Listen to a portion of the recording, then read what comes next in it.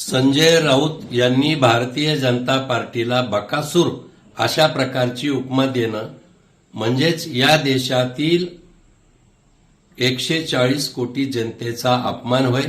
ज्या सर्वसामान्य जनतेनं 2014 पासून माननीय पंतप्रधान नरेंद्रजी मोदी यांचं नेतृत्व स्वीकारलंय। सबका साथ सबका विकास ही भूमिका तळागाळापर्यंत पोहोचलेली आहे आणि विकास, सुशासन, पारदर्शकता, भ्रष्टाचार मुक्त सरकार हे केवळ भारतीय जनता पार्टी देऊ शकते हा विश्वास या देशातील सामान्य जनतेला पटलेला आहे आणि म्हणून कुणाचं भक्षण करून भारतीय जनता पार्टी सत्तेवर आलेली नाही। मला वाटतं संजय राऊत यांनी स्वतःच्या पक्षाचं अगोदर बघितलं पाहिजे। दुसऱ्याच्या भाकरी भाजायचं काम ते का करतात हेच मला कळत नाही।